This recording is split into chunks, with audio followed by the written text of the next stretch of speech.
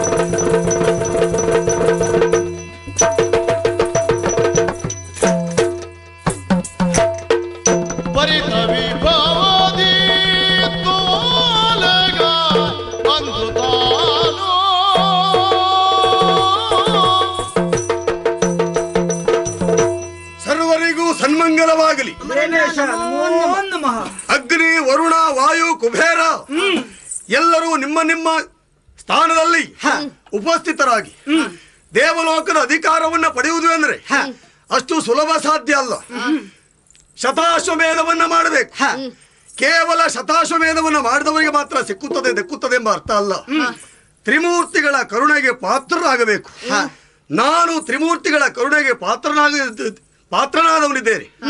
ಲೋಕದಲ್ಲಿ ನಮ್ಮ ಸಾಧನೆಯಿಂದಲೇ ಎಲ್ಲವನ್ನು ಪಡೆಯುತ್ತೇನೆ ಎಂಬುದು ಹೇಳುವುದು ಅಸಾಧ್ಯ. ಯಾಕೆಂದ್ರೆ ಈ ದೇವಲೋಕದ ಅಧಿಕಾರವನ್ನು ಪಡೆಯಬೇಕು ಅಂತಿದ್ರೆ ಹಿಂದೊಂದು ಸಂದರ್ಭ ದೂರ್ವಾಸರ ಶಾಪದಿಂದ ಸುವಸ್ತುಗಳೆಲ್ಲ ಸಮುದ್ರ ಪಾಲಾಗಿ ಹೋಯ್ತು. ಅದನ್ನ ಪಡೆಯುವಲ್ಲಿ ಮತ್ತೆ ದಾನವರ ಸಹಾಯ ಸಹಕಾರವನ್ನು ಪಡೆದು ಅಧಿಕಾರವನ್ನು ವಸ್ತುಗಳನ್ನು ಪಡೆದುಕೊಂಡೆವು. ಸಮುದ್ರ ಮಥನ ಕಾಲದಲ್ಲಿ ನಮ್ಮ ಪರಿಶ್ರಮ ಸಹಜವಾಗಿಯೇ ಉಂಟು ಎಂಬ ಕಾರಣಕ್ಕೆ ಆಗಾಗ ದಾನವರು ದೇವಲೋಕದ ಮೇಲೆ ಅಭಿಯೋಗವನ್ನು ನಡೆಸ್ತಾರೆ. ನಮ್ಮನ್ನು ಬಡಿದಟ್ಟಿದ್ದುಂಟು. ಕಾರಣ ಅವರು ಪಡೆದ ವರಕ್ಕೆ ಹೆದರಿ ನಾವು ಓಡಿ ಹೋಗುವುದುಂಟು. ಹರನನ್ನು ಬ್ರಹ್ಮನನ್ನು ಕುರಿತು ತಪಸ್ಸು ಮಾಡಿ ವರವನ್ನ ಪಡೆದು ವರಬಲದಿಂದ ಬರ್ತಾರೆ. ಕೆಲವು ಸಂದರ್ಭ ಅವರಲ್ಲೇ ಹೋಗಿ ದೂರಿಕೊಂಡಾಗ ನಮ್ಮ ಕಷ್ಟವನ್ನ ದೂರೀಕರಿಸುವುದಕ್ಕೆ ಅವರೇ ಉಪಾಯವನ್ನ ಮಾಡಿ ಅಂತ ದಾನವರನ್ನ ಕೊಲ್ಲುವುದುಂಟು. ಇನ್ನು ದೇವಲೋಕದ ಅಧಿಕಾರವನ್ನ ಬಯಸುವಲ್ಲಿ ಮಾನವರು ಬಯಸುತ್ತಾರೆ. ತಮ್ಮ ಜೀವಿತದ ಅವಧಿಯಲ್ಲಿ ಪುಣ್ಯ ಕರ್ಮಗಳನ್ನ ಮಾಡಿ ಪುಣ್ಯ ಸಂಚಯದಿಂದ ದೇವಲೋಕದವರೆಗೆ ಬಂದು ಎಲ್ಲಿವರೆಗೆ ಪುಣ್ಯ ಉಂಟು ಅಲ್ಲಿವರೆಗೆ ಇದ್ದು ಸುಖವನ್ನು ಹೊಂದಿ ಮತ್ತೆ ಭೂಲೋಕದಲ್ಲಿ ಹುಟ್ಟು ಸಾವಿಗೆ ಕಟ್ಟುಬಿದ್ದು ಹೋಗ್ತಾರೆ. ಇನ್ನು ಮಂದರು ಎಂದರೆ ರಕ್ಕಸರು. ಅವರು ವಹಿಸುವಲ್ಲಿ ಹೀಗೊಂದು ಅಧಿಕಾರ ಉಂಟು ಎಂಬ ನೆಲೆಯಲ್ಲಿ ಬರ್ತಾರೆ. ಮಹಾತ್ಮರು ವಹಿಸುತ್ತಾರೆ. ತಪಸ್ಸು ಮಾಡಿ ತಪಸ್ಸಿನಿಂದ ಬಹಿರ್ಮುಖರಾದಾಗ ಇಂದ್ರಿಯಗಳೆಲ್ಲ ಸಚೇತನಗೊಳ್ಳುವುದಕ್ಕೆ ಒಂದು ದಾರಿ ಅಂದ್ರೆ ದೇವಲೋಕದ ಸುಖ. ಅಂತವರಿಗೆ ಸದಾಕಾಲ ಮುಕ್ತದ್ವಾರ. ಸಮುದ್ರ ಮಥನ ಕಾಲದಲ್ಲಿ ದಾನವರ ಪರಿಶ್ರಮ ಸಹಜವಾಗಿ ಇದ್ದರೂ ಕೂಡ ಯಾಕೆ ದಾನವರಿಗೆ ದೇವಲೋಕದ ಸುವಸ್ತುಗಳೆಲ್ಲ ಕೊಡ್ಲಿಲ್ಲ? ಅಲ್ಲಿ ಮಹಾವಿಷ್ಣು ದ್ರೋಹ ಮಾಡಿದನೆ? ಖಂಡಿತ ಇಲ್ಲ. ಒಬ್ಬ ತಾಯಿಯಾದವಳು ತನ್ನ 3 ಮಂದಿ ಮಕ್ಕಳನ್ನ ಬೆಳೆಸುವಲ್ಲಿ ಹೀಗೆ ಬೆಳೆಸುತ್ತಾಳೆ. ಒಬ್ಬ ಮಗನಿಗೆ ತಾನು ಊಟಕ್ಕೆ ಮಾಡಿಟ್ಟಿದ್ದೇನೆ, ಬಡಿಸಿಕೊಂಡೇ ಊಟ ಮಾಡುವಂತೆ ಹೇಳ್ತಾಳೆ. ಮತ್ತೊಂದು ಮಗುವನ್ನ ತನ್ನ ತೊಡೆಯ ಮೇಲೆ ಇರಿಸಿಕೊಂಡು ತುತ್ತನ್ನು ತೆಗೆದು ಬಾಯಿಗೆ ಹಾಕುತ್ತಾಳೆ. ಇದರ ಅರ್ಥ 2 ಮಕ್ಕಳನ್ನು ಬೆಳೆಸುವಲ್ಲಿ ಆ ತಾಯಿ ದ್ರೋಹ ಮಾಡಲಿಲ್ಲ, ಭೇದಗಳೆನಿಸಲಿಲ್ಲ. ಕಾರಣ ಯಾವ ಯಾವ ಮಕ್ಕಳಿಗೆ ಏನು ಅರ್ಹತೆ ಎಂಬುದನ್ನು ಅರ್ಥ ಮಾಡಿಕೊಂಡು ಆ ತಾಯಿ ತನ್ನ ಹಿರಿಮೆಯನ್ನು ಕಾಡಿಸ್ತಾಳೆ. ದಾನವರು ಸ್ವಭಾವತಃ ದುಷ್ಟರು. ಆದ್ದರಿಂದ ಅವರ ಆಳ್ವಿಕೆಗೆ ಇಂತಹ ಸುವಸ್ತುಗಳೆಲ್ಲ ಒಳಪಟ್ಟರೆ ಅವರ ದೌಷ್ಟ್ಯ ಎಂಬುದು ಎಲ್ಲ ಮೀರಿತು ಎಂಬ ಕಾರಣಕ್ಕೆ ಅವರಿಗೆ ಕೊಡ್ಲಿಲ್ಲ. ಇದನ್ನು ಅರ್ಥ ಮಾಡಿಕೊಳ್ಳದಿರುವಂತಹ ಮಂದಮತಿಗಳು ಆಗಾಗ ಬರುವುದೇನು? ಸದ್ಯ ಬಂದ್ರಲ್ಲ ದುಷ್ಟರು ಬಂದಿದ್ದಾರಲ್ಲ ಅವರಂತೂ ನಮ್ಮ ಕಣ್ಣಿನಿಂದ ದೂರವಾಗಿ ಹೊಡೆಯೋದು. ಆದ್ರೆ ನಾವು ಈಗ ಇರುವ ಹಾಗಿಲ್ಲ. ಯಾಕಿಲ್ಲ? ಅವರು ಬಿಡುವ ಹಾಗಿಲ್ಲ.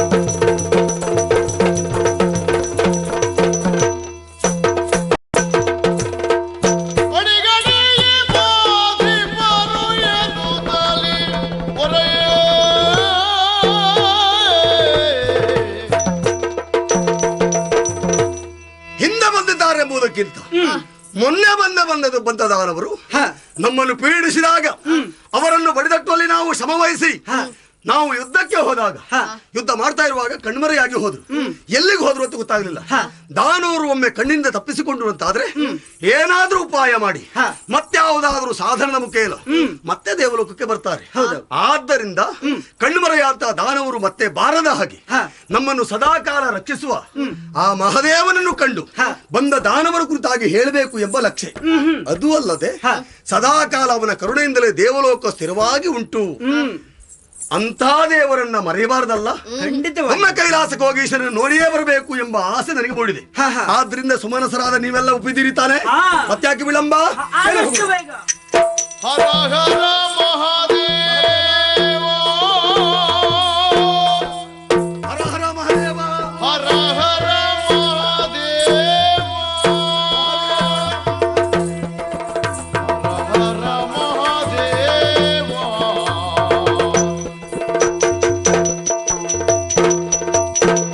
ಕಳ್ಳು ಮಾರುವ ಕಾಳ ಬಂದ, ಕಳ್ಳು ಮಾರುವ ಕಾಳ ಬಂದ, ಕಾಳ ಬಂದ, ಕಾಳ ಬಂದ.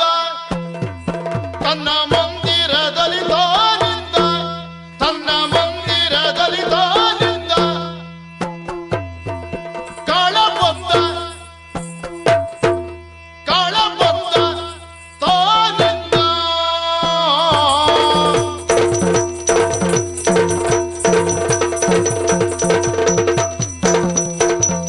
ಕೊಳ್ಳು ಮಾರುವ ಕಾಳ ಬಂದ, ಕೊಳ್ಳು ಮಾರುವ ಕಾಳ ಬಂದ. ತನ್ನ ಮಂದಿರದಲ್ಲಿ ತಾನಿಂದ, ತನ್ನ ಮಂದಿರದಲ್ಲಿ ತಾನಿಂದ, ತನ್ನ ಮಂದಿರದಲ್ಲಿ ತಾನಿಂದ.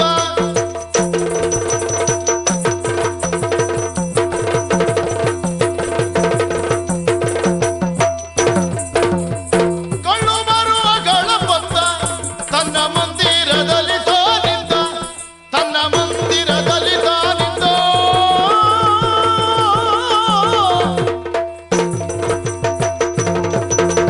ಕಳ್ಳು ಮಾರುವ ಕಾಳ ಬಂದ.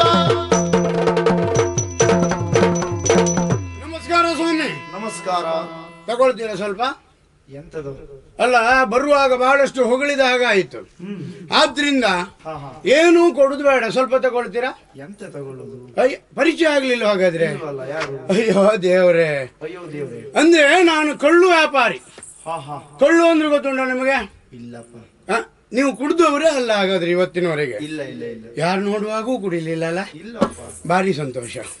ಅಂದ್ರೆ ನೋಡ್ದಿದ್ದಾಗ್ಲೇ ಕುಡ್ದಿದ್ದೀರಿ ಎಂಬುದು ಅರ್ಥ. ಸ್ವಾಮಿ, ಕೊಳ್ಳು ಅಂತ ಹೇಳಿದ್ರೆ ಯಾರಿಗೂ ಗೊತ್ತಾಗದೇ ಇರುವುದೇನೂ ಇಲ್ಲ. ಅದೊಂದು ಕುಡಿಯುವ ವಸ್ತು ಆದ್ರಿಂದ ಕೆಲವರು ಬೇಕಾದ್ರೆ ತಗೊಳ್ತಾರೆ, ಕೆಲವರು ತಗೊಳ್ಳುವುದಿಲ್ಲ. ಹಾಗಾಗಿ ಕೊಳ್ಳು ವ್ಯಾಪಾರಿ ಕಾಳ ಅಂತ ಹೇಳಿದ್ರೆ ನಾನೇ ನೋಡಿ. ಈ ಊರಿನಲ್ಲಿ ಕಾಳ ಯಾರು ಅಂತ ಕೇಳಿದ್ರೆ ಎಲ್ಲರಿಗೂ ಗೊತ್ತುಂಟು. ಯಾಕೆ? ಕಳ್ಳು ಸಿಕ್ಕುವುದಿದ್ರೆ ನಮ್ಮ ಮನೆಯಲ್ಲಿ ಬಿಟ್ರೆ ಬೇರೆ ಎಲ್ಲಿಯೂ ಸಿಕ್ಕುವುದಿಲ್ಲ.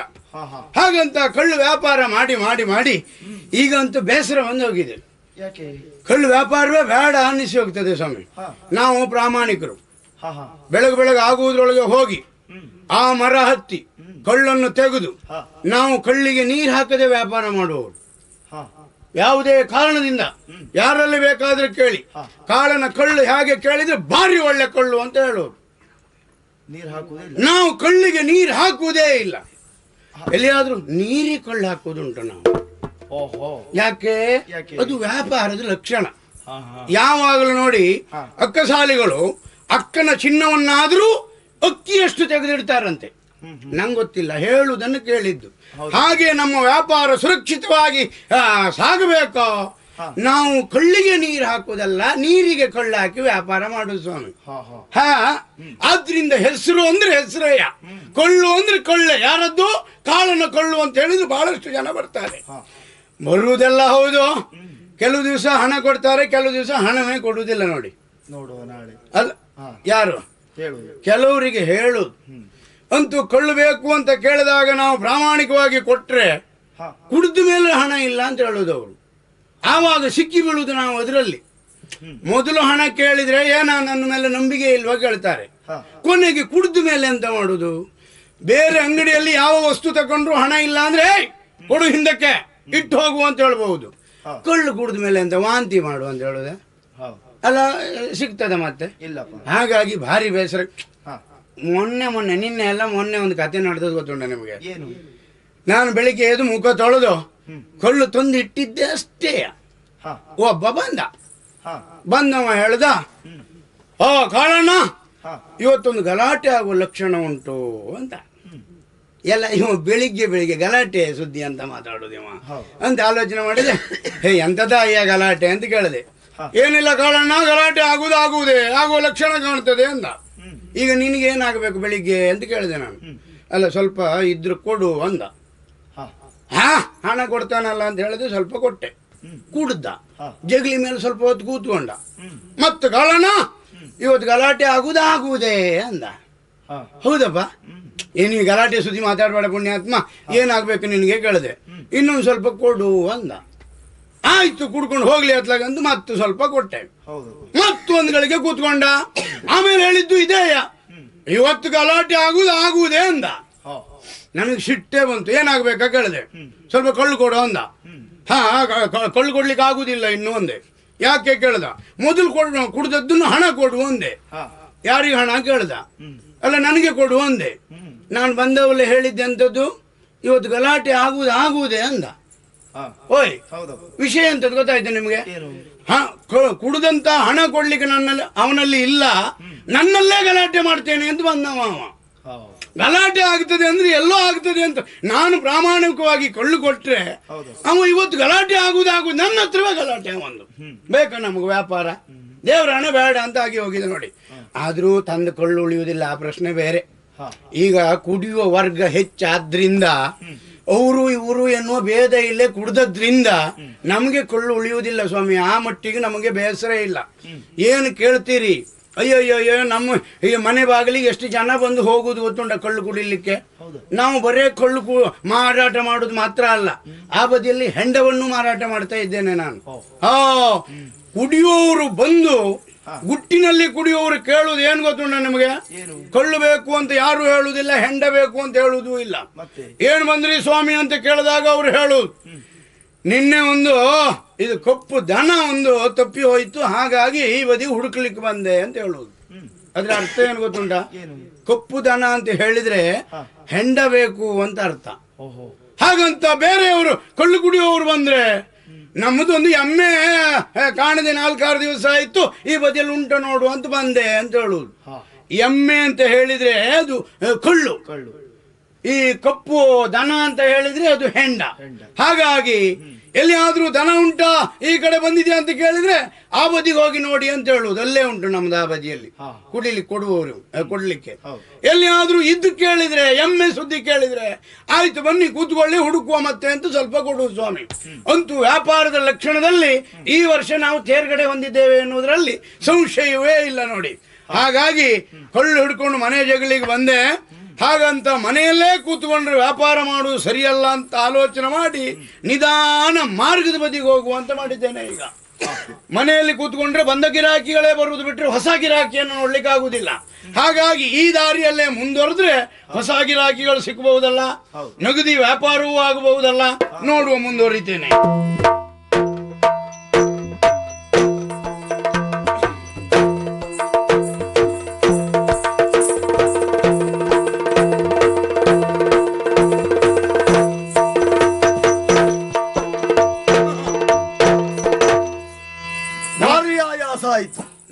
ನಮಸ್ಕಾರ. ಇರ್ಲಿ. ದಾರಿ ಮಧ್ಯದಲ್ಲಿ ಸಿಕ್ಕಿದ್ದು ಭಾರಿ ಒಳ್ಳೇದಾಯ್ತು. ಸರಿ. ಅಲ್ಲ, ಯಾರೋ ಏನೋ, ಎಲ್ಲಿಗೆ ಹೋಗುವವರು ಏನೋ. ನಾವು ಕೈಲಾಸಕ್ಕೆ ಹೋಗುವವರು. ಹೌದಾ? ಹೌದು. ನಡೆದು ಭಾರಿ ಆಯಾಸ ಆಯ್ತು. ಕೈಲಾಸಕ್ಕೆ ಹೋಗುವವರ? ಹೌದು. ನಮಗೂ ಬಾಯಾರಿಕೆ ಆಯ್ತು.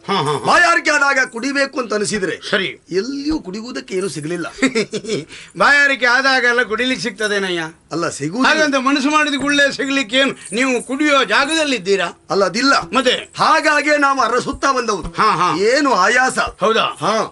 ಭಯಂಕರ ಆಯಾಸ. ಮುಖದಲ್ಲಿ, ಕೈಯಲ್ಲಿ, ಮೈಯಲ್ಲೆಲ್ಲ ಬೆವರು ಇಳಿತಾ ಉಂಟು. ಹೌದು. ಬೆವರೊಡೆಯದ ಮೈಯಲ್ಲಿಯೂ ಬೆವರು ಬಂದು ಹೋಯ್ತು. ಕಣ್ಣಿಗೆ ಬೆವರು ಹೋದ್ರಿಂದ ಕಣ್ಣೀರೋ ಬೆವರು ಅಂತ ಗೊತ್ತಾಗುವುದಿಲ್ಲ. ಆ ಸ್ಥಿತಿಯಾಗಿ ಆ ಪರಿಸ್ಥಿತಿ. ಹೌದು ನೋಡಿ, ಆ ಹುಡುಗನ್ನು ಅಲ್ಲ, ಅವನಿಗೂ ಹಾಗೆ ನಿಂತ್ಕೊಳ್ಳಿಕ್ಕೆ ಆಗುದಿಲ್ಲ. ಯಾರಿಗಾದ್ರೂ ಬಾಯಾರಿಕೆ ಆದ್ರೆ ನಿಂತ್ಕೊಳ್ಳಿಕ್ಕೆ ಅಂತ ಹೇಳಿದ್ರೆ ಏನು ಸೊಂಟ, ಮೈ, ಕೈ, ತಲೆ ಎಲ್ಲ ಸುಡ್ತಾ ಶುರುವಾಗಿದೆ. ನಡೆದು ಸಾಕಾಗಿದೆ. ಹಾಗಾಗಿ ಪರಿಸ್ಥಿತಿ ಹಾಗೆ. ಶ್ರಮಪಟ್ಟೆ ಕೈಲಾಸಕ್ಕೆ ಸೇರ್ಬೇಕು ಅಂತ ನಾವು ನಡಿಲಿಕ್ಕೆ ಹೊಟ್ಟವು. ಆದಷ್ಟು ಬೇಗ ಎಲ್ಲಿ ಆದ್ರೂ ಕುಡಿಲಿಕ್ಕೆ ಸಿಗ್ತದ ಅಂತ ನೋಡಿ ಕುಡ್ಕೊಂಡು ಮುಂದುವರಿ. ಆತ್ಮ ದಾರಿಯಲ್ಲಿ ದೇವ್ರು ಹಾಗೆ ಸಿಕ್ಕಿದ್ಯಾ? ಇದೆಂತದ್ದು ಇದೀಗ? ಯಾವ್ದಿದ ಇದು? ಇದು ಬೇರೆ ಏನಲ್ಲ ಅಯ್ಯ, ಇದು ಕಳ್ಳು ಅಂತ ಇದಕ್ಕೆ ಹೆಸರು. ಕಳ್ಳು ಅಂತ. ಎಂತದ್ದು ಪುಣ್ಯಾತ್ಮ? ಅದು ಗೊತ್ತಿಲ್ಲ ನಿಮ್ಗೆಲ್ಲ. ಅದು ನಾವು ಈ ಮರದಿಂದ ತೆಗೆಯುವಂತದ್ದು. ಅದು ಮರದ ಹನಿ. ಮರದ ಹನಿ. ಹನಿ ಹಾಗೆ ಬೀಳುವುದಲ್ಲ, ಮರಕ್ಕೆ ಬಿದ್ದ ಹನಿ ಅಲ್ಲ, ಮರದಿಂದಲೇ ಬಂದ ಹನಿ. ಸರಿ ಸರಿ ಅದು ಸರಿ. ಇದು ಬಾಯಾರಿಕೆಗೂ ಆಗ್ತದೆ. ಹಾಗಂತ ಕುಡಿದ ಮೇಲೆ ನಿಧಾನ ನಾವು ಎಲ್ಲಿದ್ದೇವೆ ಅಂತಲೂ ಗೊತ್ತಾಗುದಿಲ್ಲ. ಹೌದಾ? ಆಯಾಸ ಪರಿಹಾರ ಆಗಿ ಏನು ಸತ್ಯ ಕಥೆ ಇದ್ರೂ ಹೊಟ್ಟೆ ಒಳಗಿಂದ ನೇರವಾಗಿ ಬಂದು ಬಿಡ್ತದೆ. ಹೌದಾ? ಇದನ್ನು ಕುಡ್ದವ ಯಾವ ಮನುಷ್ಯನು ಸುಳ್ಳು ಹೇಳುವುದಿಲ್ಲ. ಈಗ ನಮಗೆ ಬಾಯಾರಿಕೆಗೆ ಅಗತ್ಯ ಉಂಟು. ಬಾಯಾರಿಕೆಗೆ ಸತ್ಯ, ಬಾಯಾರಿಕೆಗೂ ಇದು ಆಗ್ತದೆ. ಹೌದಾ? ಆದ್ರೆ ನೀರಲ್ಲ, ನೀರಲ್ಲ, ಮರದ ಹನಿ. ಬಾಯಾರಿಕೆ ಇಂಗುತ್ತದೆ ಅಂತ ಆದ್ರೆ ನಮ್ಗೆ ನೀರೇ ಆಗ್ಬೇಕು ಅಂತಿಲ್ಲ. ಹೌದೌದು. ಸ್ವಲ್ಪ ಕೊಡ್ತೀಯಾ? ಅದ ಸುಮ್ಮನೆ ಕೊಡ್ಲಿಕ್ಕೆ ಆಗುದಿಲ್ಲ. ಅದು ಇಂತಿಷ್ಟು ಅಂತ ಉಂಟು. ಎಷ್ಟಪ್ಪ? ಹಾಗಾಗಿ ಈಗ ಒಂದು ಕುಡಿತೆ ಕೊಟ್ಟದ್ದೇ ಆದ್ರೆ ನಮ್ಗೆ ಇಂತಿಷ್ಟು ಹಣ ಬಂದ್ರೆ ನಾವು ಕೊಡುವುದೇ ಬಿಟ್ರೆ ಮತ್ತೆ ಹಾಗೆ ಬಾಯಾರಿಕೆಗೆಲ್ಲ ಕೊಡ್ಲಿಕ್ಕೆ ಆಗುದಿಲ್ಲ. ಅಲ್ಲ ಸರಿ, ಈಗ ನಾವು ಅದನ್ನು ತೆಕ್ಕೊಂಡು ಬರ್ಲಿಲ್ಲ ಪುಣ್ಯಾತ್ಮ. ಹೌದಾ? ಹೌದು.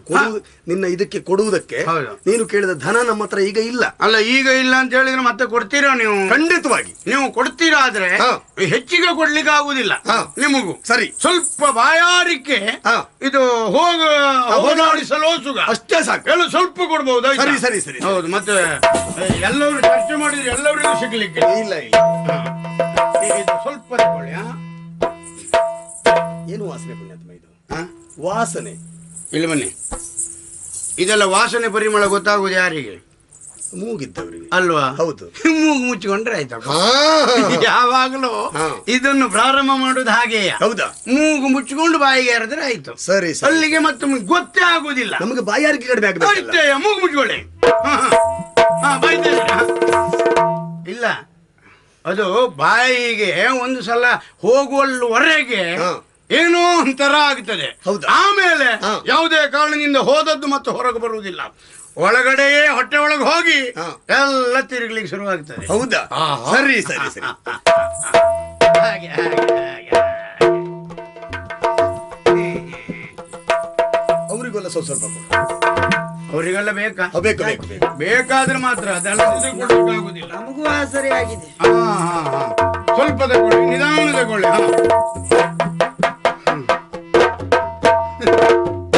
ಬಾಯಾರಿಕೆ ಆದ್ರಿಂದ ಅವನಿಗೆ ವಾಸನೆಯೂ ಗೊತ್ತಾಗ್ಲಿಲ್ಲ, ಪರಿಮಳ ಬಾಯಾರಿಕೆ ಒಂದೇ ಸಲ ತಗೊಂಡು ನಿನಗೆ ಆಯ್ತಲ್ಲ. ಇದು ಬಾಯಾರಿಕೆ ಅಲ್ಲ, ಕಡಿಮೆ ಆಯ್ತಾ? ಬಾಯಾರಿಕೆ ಕಡಿಮೆ ಆಯ್ತು. ಇದ್ರಲ್ಲಿ ಉಂಟ? ಅಲ್ಲ, ಉಂಟು. ಸ್ವಲ್ಪ ಕೊಡು. ಅಲ್ಲ, ಸ್ವಲ್ಪ ಕೊಡು ಅಂದ್ರೆ ಈಗ ಮತ್ತುಳಿದವ್ರಿಗೆ ಬೇಕದು.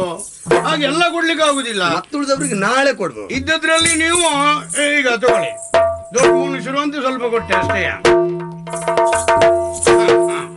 ಸಾಕಲ್ಲ? ಹಾಗಾದ್ರೆ ನಾನೇನು ಬರಲ್ಲ. ನಿನ್ನ ಹೆಸರು ಎಂತ? ನನ್ನ ಹೆಸರು ಕಾಳ ಅಂತ. ಕಾಳ. ಇನ್ನೀಗ ತಕೊಂಡು ಹೋಗಿ ಏನು ಪ್ರಯೋಜನ? ಬಾಯಿ ಹಿಡೀರಿ ಸ್ವಲ್ಪ. ಅಲ್ಲ, ಇನ್ನು ಉಳಿದದ್ದು ಯಾರಿಗೆ ಕೊಡುದು ಇದು? ಹಾಗಾಗಿ ನಿಮಗೆ ಸರಿ ಇದು. ನಿನಗೆ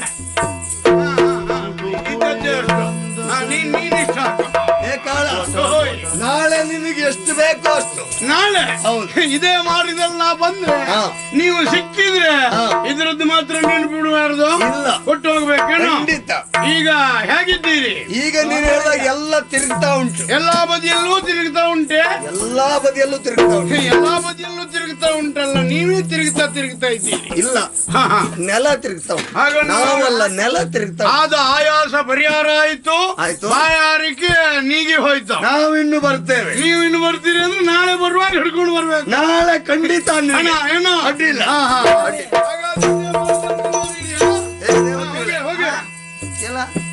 ಬನ್ನಿ, ನನ್ನೊಟ್ಟಿಗೆ ಬನ್ನಿ. ನನ್ನೊಟ್ಟಿಗೆ ಬನ್ನಿ. ನಮ್ಮ ಜೊತೆ ಅಲ್ಲ, ನಾವು ಇಷ್ಟು ದೂರ ಬಂದಾಯ್ತು. ಹೌದು. ಕೈಲಾಸ ಇನ್ನು ಬರ್ಲಿಲ್ಲಲ್ಲ. ಮುಂದೆ ಹೋಗೋಣ. ಕೈಲಾಸಕ್ಕೆ ಹೋಗುವ.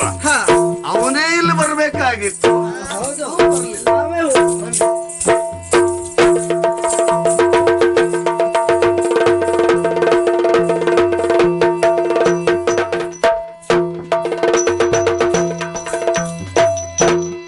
ಆರ್ಯಾಯಾಸ ಪಟ್ಟು ನಡ್ಕೊಂಡು ಬಂದೆ.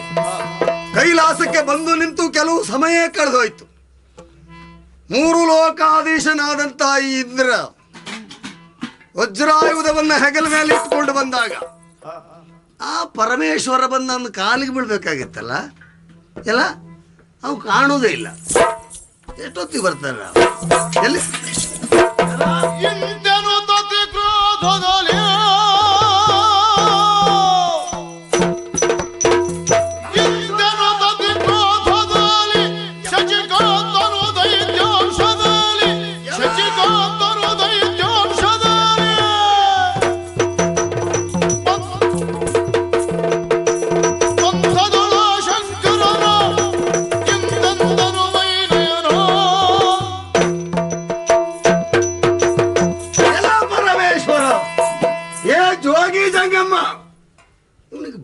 ಬಡದ ಮಾರ್ರಿ ಅಂತದ್ದು ಒತ್ತಬೇಕಲ್ಲ. ನನ್ನನ್ನು ಕಂಡು 3 ಕಣ್ಣಿದ್ದಾವ ಇವ, 1 ಕಣ್ಣಾದ್ರೂ ಬಿಟ್ಟ. ನನ್ನನ್ನು ನೋಡಬೇಡವ ಇವ. 3 ಲೋಕಾಧೀಶನಾದ ನಾನು ಬಂದಾಗ ನನ್ನ ಕಾಲು ತೊಳೆದು ಅದನ್ನು ತೀರ್ಥ ಅಂತ ಸ್ವೀಕರಿಸಿ ನನ್ನ ಪ್ರಸನ್ನತೆಗೆ ಪಾತ್ರನಾಗಬೇಕಾದತ್ತ ಈ ಬಡಪ ಈಶ ನಾನು ಬಂದ್ರು ನನ್ನನ್ನು ನೋಡಿದವರು ಹಾಕಿ ಕೂತ್ಕೊಂಡಿದ್ದಾನೆ. ಏನ ಎಷ್ಟು ಸೊಕ್ಕ ನಿನಗೆ? ಹೆಣದ ವಸ್ತ್ರವನ್ನು ಸುತ್ತಕೊಂಡಿದ್ದಾನೆ. ಅಲ್ಲ ಚರ್ಮ ಅಲ್ಲ ಇವ್ ತಲೆ ಮೇಲೆ ಅಂತದೆ. ನಾವೆಲ್ಲ ಹೆಣ್ಣು ಮಕ್ಕಳನ್ನು ಹೊತ್ಕೊಳ್ತೇವ. ಇವ ಎಷ್ಟು ಎಷ್ಟು ವಿಷಯ ಲಂಪಟ ಎಂಬುದಕ್ಕೆ ಸಾಕ್ಷಿ. ತಲೆ ಮೇಲೆ ಹೆಣ್ಣನ್ನು ಹೊತ್ಕೊಂಡಿದ್ದಾನೆ. ಆಮೇಲೆ ಇವನ ಕೈಯಲ್ಲಿ ಒಂದು ಮೋಟು ತ್ರಿಶೂಲ. ಇವ ಯಾರಿವ? ಇವನಿಗೆ ಏನು ಯೋಗ್ಯತೆ ಉಂಟು? ನನ್ನನ್ನು ಅಲಕ್ಷ್ಯ ಮಾಡ್ತಾ ಇದ್ದಾನೆ. ಏ ಈಶಾ,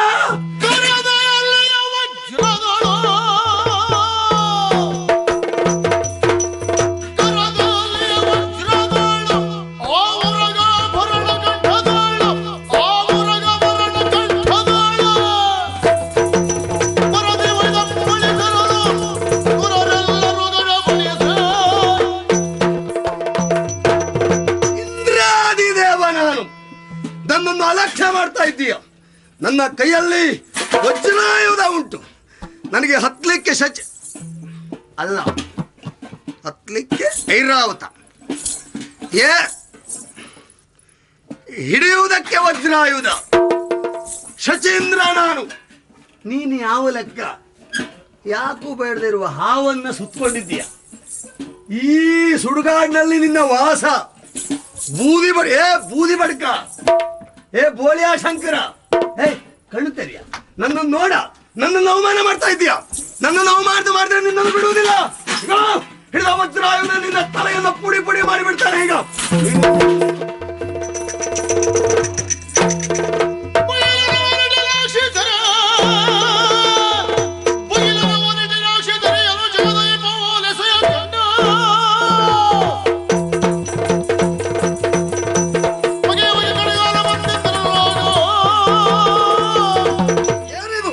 ಜ್ಞಾನಾಸಕ್ತನಾದವನು ನಾನು.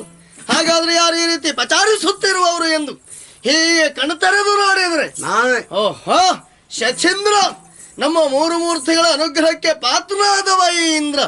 ಹಾಗಾದ್ರೆ ಯಾಕೆ ಹೇಗೆ? ಅರ್ಥ ಆಯಿತು. ಇನ್ನೊಬ್ಬರನ್ನ ತಿಳಿದುಕೊಳ್ಳಬೇಕು ಅಂತಾದ್ರೆ ಮೊದಲು ಅವರನ್ನು ಅವರು ಅರ್ಥವಿಸಿಕೊಳ್ಳಬೇಕು. ಅಂತಹ ತಿಳಿದುಕೊಳ್ಳುವ ಶಕ್ತಿಯೇ ಇವರಿಗಿಲ್ಲದೆ ಹೋಯ್ತಲ್ಲ. ಅದಕ್ಕೆ ಕಾರಣ ನಿನಗಿಲ್ಲ. ಅಷ್ಟೈಶ್ವರ್ಯದ ಮಾಥ. ಮಾತಾಡಬೇಡ. ಐಶ್ವರ್ಯದ ಮಾಥದಿಂದಲಾಗಿ ಮತಗರ್ವಿಷ್ಠರಾದವನು ನೀನು. ಹಾಗಾದ್ರೆ ಶಂಕರನಾದಂತಹ ನನ್ನನ್ನು ಈ ರೀತಿ ಪಚಾರಿಸ್ತಾ ಇದ್ದೆ ಅಂತಂದ್ರೆ ನಿನ್ನನ್ನು ಹೀಗೆ ಬಿಡ್ತಾರೆ ಅಂತ ತಿಳಿದೆ.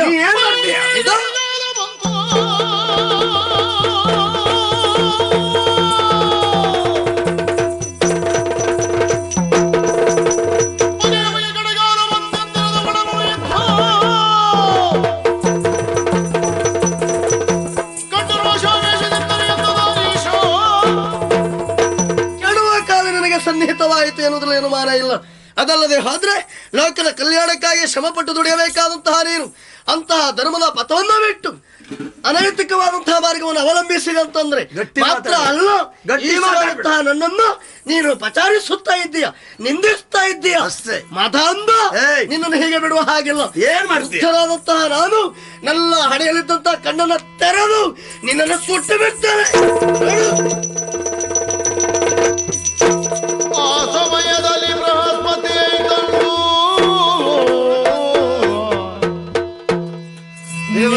ಕಂಧರ ನಿನ್ನ ಅಂಗ್ರಿಗಳಾಶಯಿಸಿ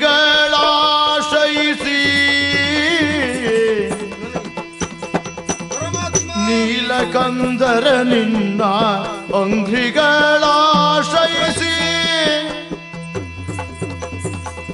ಸುರಪಾಲನ ಮೇಲೆ ಮುನಿಯುವುದೇ ಸುರಪಾಲನ ಮೇಲೆ ಮುನಿಯುವುದೇ ಮೂಲೋಕ ಭಸ್ಮಿಪ ಕಾಲದಿ ತೆರೆವಂತ ಮೂಲೋಕ ಭಸ್ಮಿಪ ಕಾಲದಿ ತೆರೆವಂತ ಬಾಳಲೋ ಜನನ ತೆರುವುದೇ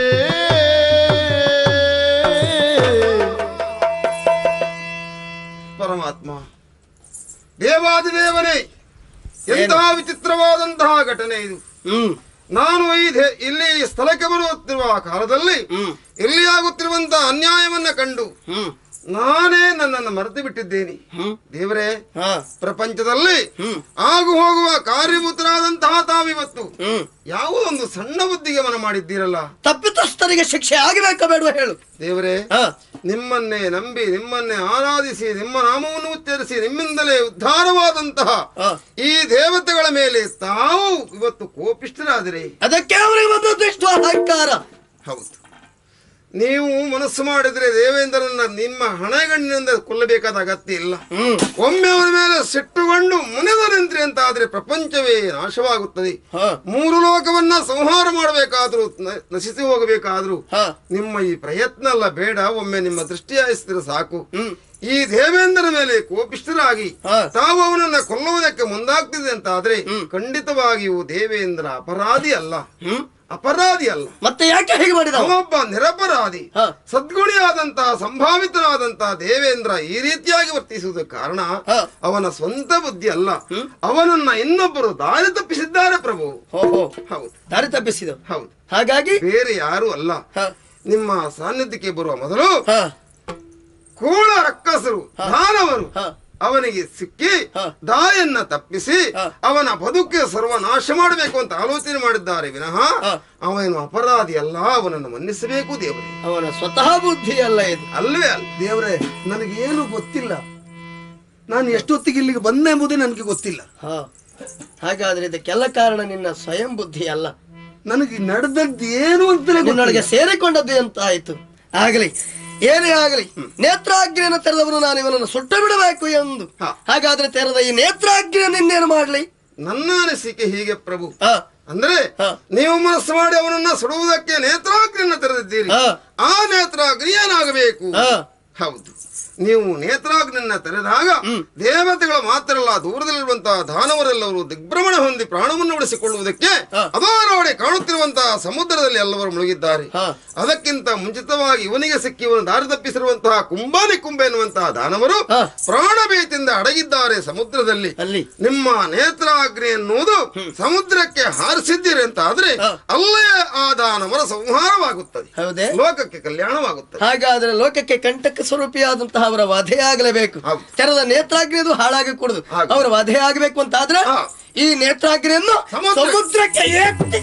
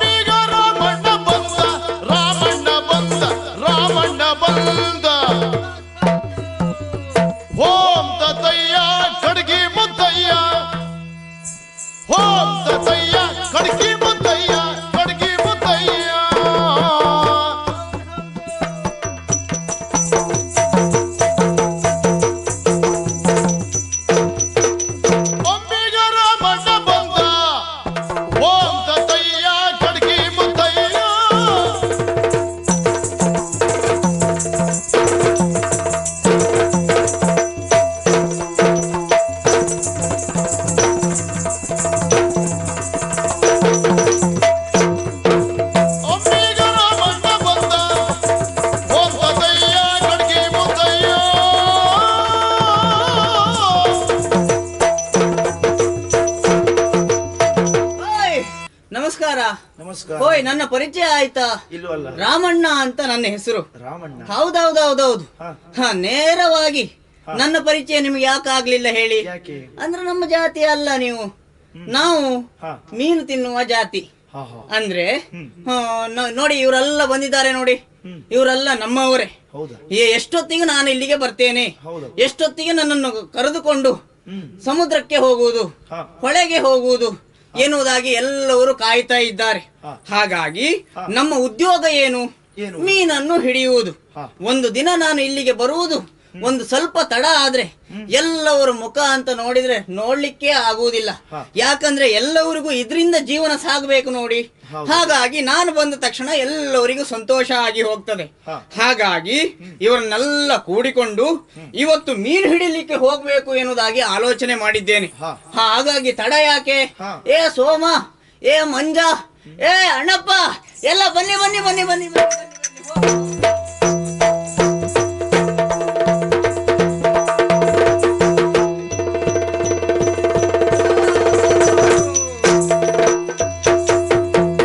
ಶರದಿಯೊಳು ತುಳುಕಾಡುತ್ತಿಯ ಧ್ವನಿಯಾಲಿಸಿ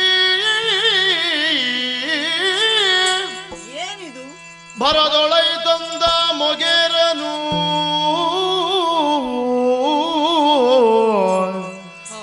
ಚೆಲುವ ತರಳನಂ ಜಲದಿ ಹಾಕಿದರ್ಯಾರು ಪಾಪಿಗಳು.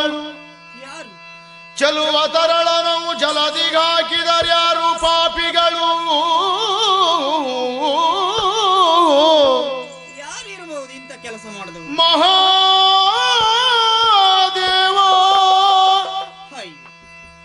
ಮಹಾದೇವ ಎನ್ನುತ್ತಾ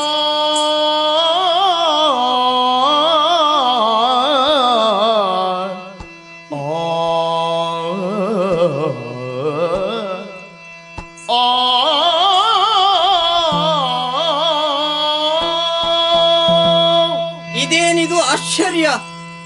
ಯಾವತ್ತೂ ಇಂತಹ ಘಟನೆ ಇದುವರೆಗೆ ಇಲ್ಲಿ ನಡೆದದ್ದಿಲ್ಲ, ನೋಡಿದ್ದೂ ಇಲ್ಲ, ಕೇಳಿದ್ದೂ ಇಲ್ಲ.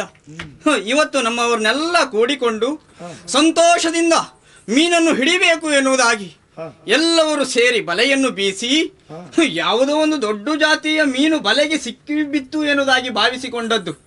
ಎಲ್ಲವರು ಸಂತೋಷದಿಂದ ಬಲೆ ಎಳೆಯುತ್ತಾ ಎಳೆಯುತ್ತಾ ಎಳೆಯುತ್ತಾ ಎಳೆಯುತ್ತಾ ಆಮೇಲೆ ನೋಡುವಾಗ ಸಿಕ್ಕಿದ್ದು ಮಗು ಅಲ್ಲವೇ ಇದು? ಹಾಗಾದ್ರೆ ಇಂತಹ ಕಾರ್ಯ ಯಾರು ಮಾಡಿರಬಹುದು?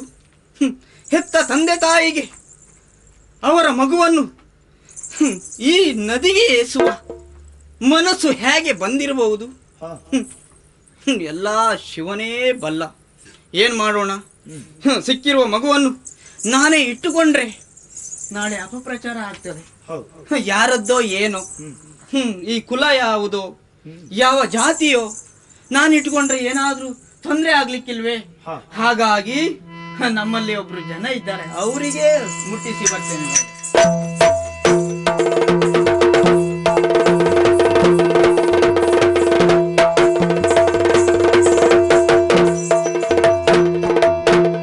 ವರ್ಣಪ್ಪ ಭಿನ್ನಪ್ಪ ಕೇಳ್ಕೋ, ವರುಣಪ್ಪ ಭಿನ್ನಪ್ಪ ಕೇಳ್ಕೋ, ಸ್ವಾಮಿ ಶರದಿಯೊಳು ಸಿಕ್ಕಿದ ತರಳನ ಕಾಣ್ಕೋ, ಸ್ವಾಮಿ ಶರದಿಯೊಳು ಸಿಕ್ಕಿದ ತರಳನ ಕಾಣ್ಕೋ.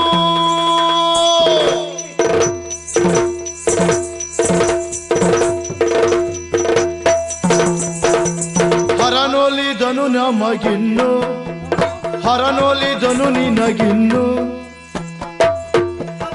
ಪರಿವಿಚಿತ್ರವ ಹಿಂದೆ ಕಂಡುವುದಿಲ್ಲೆಂದ, ಪರಿವಿಚಿತ್ರವ ಹಿಂದೆ ಕಂಡುವುದಿಲ್ಲೆಂದ.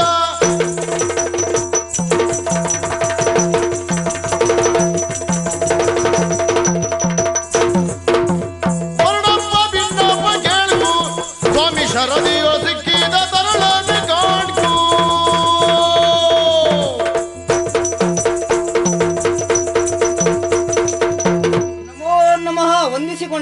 ವಂದಿಸಿಕೊಂಡಿದ್ದೇನೆ. ಯಾರಯ್ಯ ನೀನು? ಬಹುಶಃ ನನ್ನ ಪರಿಚಯ ನಿಮ್ಗೆ ಆಗ್ಲಿಲ್ಲ ಅಂತ ಕಾಣ್ತದೆ. ನನ್ನ ಹೆಸರು ರಾಮಣ್ಣ ಅಂತ. ಓ ಅಂಬಿಗಾನಲ್ವಾ ನೀನು? ಹೌದೌದೌದೌದು. ಇಲ್ಲಿಗೆ ಬರುವುದಕ್ಕೆ ಕಾರಣ? ಇಲ್ಲಿಗೆ ಬರುವುದಕ್ಕೆ ಬಲವಾದ ಕಾರಣ ಉಂಟು. ಏನು? ಎಂದಿನಂತೆ ಇಂದು ಸಹ ಮೀನು ಹಿಡಿಲಿಕ್ಕೆ ನಾನು ಹೋದೆ. ಆದ್ರೆ ಬಲೆಗೆ ಸಿಕ್ಕಿದ್ದು ಅಂದ್ರೆ ಯಾವುದು? ಮೀನಲ್ಲ. ಈ ಮಗು ನನ್ನ ಬಲೆಗೆ ಸಿಕ್ಕಿ ಬಿತ್ತು. ಹೌದೇ? ಹಾಗಾಗಿ ಇಲ್ಲಿವರೆಗೆ ನಾನು ತಂದಿದ್ದೇನೆ. ಇದು ಯಾವ ಜಾತಿಯೋ, ಯಾವ ಕುಲವೋ, ಯಾರ ಮಗವು ಒಂದೂ ನಾನು ಅರಿಯೆ. ಏನ್ ಮಾಡುವುದು ಅಂತ ನನಗೆ ಅರ್ಥ ಆಗ್ಲಿಲ್ಲ. ಹಾಗಾಗಿ ಇಲ್ಲಿಗೆ ತಂದಿದ್ದೇನೆ. ಇನ್ನು ಮುಂದೆ ದಾರಿ ಯಾವುದು, ಏನ್ ಮಾಡುವುದು? ಹೌದೇ? ಹೌದೌದು. ನೋಡೋಣ. ನೋಡಿ.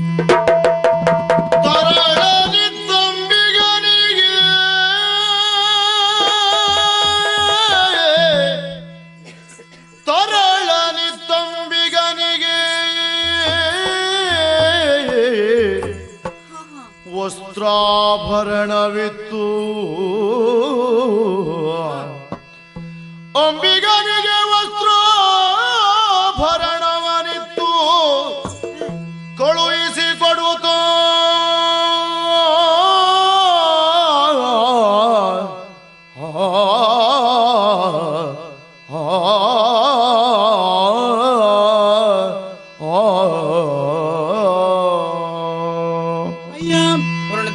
ನಿನ್ನದಲ್ಲದಂತಹ ವಸ್ತುವನ್ನ ನನಗೆ ತಂದೊಪ್ಪಿಸಿ ನಿಷ್ಠಾವಂತ ನೆನೆಸಿಕೊಂಡಿದ್ದೀಯ ನೀನು.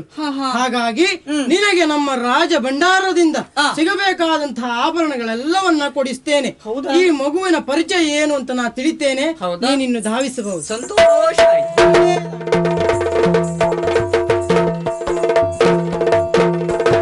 ಈ ಮಗು ಅಂಬಿಗನದ್ದಲ್ಲ, ನನ್ನದ್ದೂ ಅಲ್ಲ. ಹಾಗಿದ್ರೆ ಇದರ ವಿಚಾರ ತಿಳಿಯಬೇಕು ಅಂತಾದ್ರೆ ಸರಿ, ಬ್ರಹ್ಮದೇವನಲ್ಲಿಗೆ ಹೋಗ.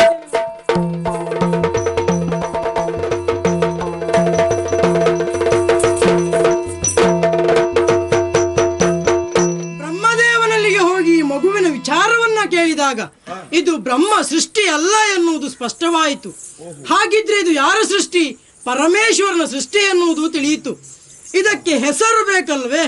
ಹೆಸರು ಏನಿಡೋಣ ಅಂತ ಬ್ರಹ್ಮದೇವನಲ್ಲಿ ಕೇಳಿದರೆ ಕಾಲ ಮೇಲೆ ಕುಳ್ಳಿರಿಸಿಕೊಂಡು ಆತ ಅದನ್ನ ವೀಕ್ಷಿಸುತ್ತಿರುವಂತಹ ಸಂದರ್ಭದಲ್ಲಿ ತನ್ನ ಕೈಯಿಂದ ಆತನ ಗಡ್ಡವನ್ನ ಹಿಡಿದು ಎಳೆದ ತಕ್ಷಣ ಬ್ರಹ್ಮದೇವನ ಕಣ್ಣಿನಿಂದ ಕಣ್ಣೀರು ಆತನ ತಲೆಯ ಮೇಲೆ ಬಿತ್ತು.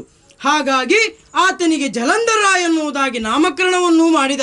ಮತ್ತೆ ಎಲ್ಲರಂತಿವನಲ್ಲ, ಇವನ ಸಾವು ಹೇಗೆ ಮಡದಿಗೆ ಯಾವ ಹೊತ್ತು ಪಾತಿವ್ರತೆ ಕೆಡ್ತದೋ ಆ ಹೊತ್ತು ಇವನಿಗೆ ಸಾವು ಎನ್ನುವುದಾಗಿ ಹೇಳಿದ್ದಾನೆ.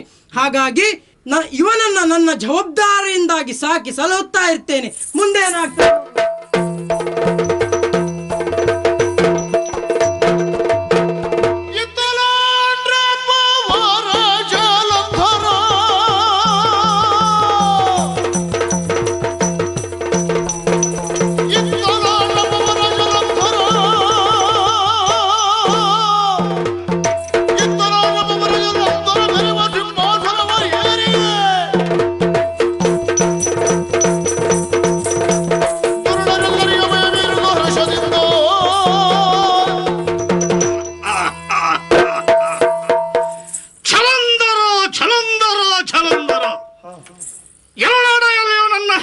ಪ್ರಖ್ಯಾತವಾಗಿ ಹೋಗಿದೆ. ಕಾರಣ ನನ್ನ ಹುಟ್ಟ ವಿಶೇಷವಾಗಿದೆ. ಎಲ್ಲವರಂತೆ ನನ್ನ ಹುಟ್ಟಲ್ಲ. ನನ್ನ ಜನ್ಮ ಆದದಿದ್ದರೆ ಸಮುದ್ರದಲ್ಲಿ ಸಿಕ್ಕಿದಂತ ನನ್ನನ್ನು ಎತ್ತಿ ತಂದು ಅಂಬಿಗನು ಅರುವನು ವರುಣ ದೇವನಿಗೆ ಸಲ್ಲಬೇಕಾದ ಶಿಶು ಇದು ಎಂದು ಅಲ್ಲಿಗೆ ನನ್ನನ್ನು ಮುಟ್ಟಿಸಿದಾಗ ನನ್ನ ಹುಟ್ಟಿನ ವಿಚಾರವನ್ನು ತಿಳಿಯಬೇಕೆನ್ನುವಂತ ಉದ್ದೇಶದಿಂದ ವರುಣ ದೇವ ಬ್ರಹ್ಮನಲ್ಲಿಗೆ ಕೊಂಡು ಹೋದರಂತೆ. ಬ್ರಹ್ಮನನ್ನ ಕೈಯೆಲ್ಲ ಇಟ್ಟುಕೊಂಡು ನನ್ನ ತಲೆಯನ್ನು ಆಗ್ರಾಣಿಸುತ್ತಿರುವಾಗ ಆಗಲೇ ಅವನ ಗಡ್ಡವನ್ನ ಹಿಡಿದು ಎಳೆಯುವುದಕ್ಕೆ ಆರಂಭಿಸಿದನಂತೆ. ನಾನು ಗಡ್ಡವನ್ನ ಎಳೆದ ಸಂದರ್ಭದಲ್ಲಿ ಆ ನೋವನ್ನ ಸಹಿಸಿಕೊಳ್ಳುವುದಕ್ಕೆ ಅಸಾಧ್ಯವಾಗಿ ಅವನ ಕಣ್ಣಿನಿಂದ ಧಾರಾಕಾರವಾಗಿ ನೀರು ಸುರಿಯುವುದಕ್ಕೆ ಆರಂಭವಾಯಿತಂತೆ. ಆ ನೀರು ನನ್ನ ಶಿರದ ಮೇಲೆ ಬಿದ್ದಾಗ ಈ ಮಗುವಿಗೆ ಇದೇ ಹೆಸರು ಯೋಗ್ಯ ಎಂದು ಜಲಂಧರ ಎನ್ನುವಂತ ಹೆಸರನ್ನ ನನ್ನ ಪಾಲಿಗೆ ಇರಿಸಿದ. ನೋಡಿ, ಹುಟ್ಟಿದ್ದು ಸಮುದ್ರದಲ್ಲಿ, ಬೆಳೆದದ್ದು ವರುಣನಲ್ಲಿ, ಆಮೇಲೆ ನನ್ನ ಜಾತಕರ್ಮಾದಿಗಳಾದದ್ದಿದ್ದರೆ ಸೃಷ್ಟಿಕರ್ತನಾದಂಥ ಬ್ರಹ್ಮನಲ್ಲಿ ಯಾರಿಗೆ ಆಗಲಿ ಗಡ್ಡವನ್ನು ಹಿಡಿದು ಎಳೆದಾಗ ಬರುವುದು ಸಿಟ್ಟ ವಿನಃ ಸಂತೋಷವಾಗುವ ಸಾಧ್ಯತೆ ಇಲ್ಲ. ಆದರೆ ಬ್ರಹ್ಮದೇವನು ಸಂತೋಷಗೊಂಡಿದ್ದಾನೆ ಎಂಬಾಗ ದೈವಾನುಗ್ರಹ ನನ್ನ ಮೇಲೆ ಪರಿಪೂರ್ಣವಾಗಿದೆ ಎನ್ನುವುದು ಅರ್ಥವಾಯಿತು. ಇದೆಲ್ಲದರಿಂದಲೂ ನಾನು ವಿಖ್ಯಾತನಾಗಿ ಮೆರೆಯುವುದಕ್ಕೆ ಕಾರಣ ಏನು? ಇದು ನನ್ನ ಮಾವನೇ ನನಗೆ ಕಾರಣ ಅಂತ ಹೇಳಿದ್ರೆ ಅಪರಾಧ ಅಲ್ಲ. ವಿದ್ಯೆಯನ್ನು ಕಲಿತು ಪ್ರಾಯ ಸಮರ್ಥನಾದಂತಹ ನಾನು ದಿಗ್ವಿಜಯ ಎನ್ನುವಂತಹ ಕಾರ್ಯವನ್ನು ಕೈಗೊಂಡೆ. ಸಕಲರ ಸತ್ತನ್ನು ಅಡಗಿಸಿದೆ. ನಾನಾಗಿಯೇ ಮೆರೆಯುವುದಕ್ಕೆ ಆರಂಭಿಸಿದೆ. ಈ ಸುದ್ದಿ ಅನ್ನೋದು ಶೋಣಿತದವರೆಗೂ ಹೋಗಿ ಮುಟ್ಟಿತು. ನಾನಾಗಿ ಅಲ್ಲಿಗೆ ಹೋದದ್ದಲ್ಲ, ಅವರೆಲ್ಲವರು ಒತ್ತಾಯ ಪೂರ್ವಕವಾಗಿ ನನ್ನನ್ನು ಅಲ್ಲಿಗೆ ಕರೆದೊಯ್ದರು. ಇವನೊಬ್ಬ ಬಲಿಷ್ಠ ಎನ್ನುವಂತಹ ವಿಚಾರವನ್ನ ತಿಳಿದಂತಹ ಶೋಣಿತದ ದೊರೆ ಕಾಲನೇಮಿ ತನ್ನ ಮಗಳಾದಂತಹ ವೃಂದೆಯನ್ನು ನನಗೆ ಕೊಟ್ಟು ಮದುವೆ ಮಾಡಿಸಿದ. ಆಮೇಲೆ ಅಲ್ಲಿ ಅಧಿಕಾರವನ್ನು ಕೂಡ ನನ್ನ ಪಾಲಿಗೆ ಕಟ್ಟಿದ. ಈಗ ನಾನಾಗೆ ಮೆರೆಯುವ ಸಾಧ್ಯತೆ ಆಯಿತು. ಯಾವ ವಿಚಾರದಲ್ಲಿ ಯೋಚಿಸಿದರೂ ಕುಂದನ್ನುವುದನ್ನು ಕಾಣುವ ಸಾಧ್ಯತೆ ಇಲ್ಲ. ಅದ್ಯಾವುದು ಬರುತ್ತಿದ್ದದ್ದು?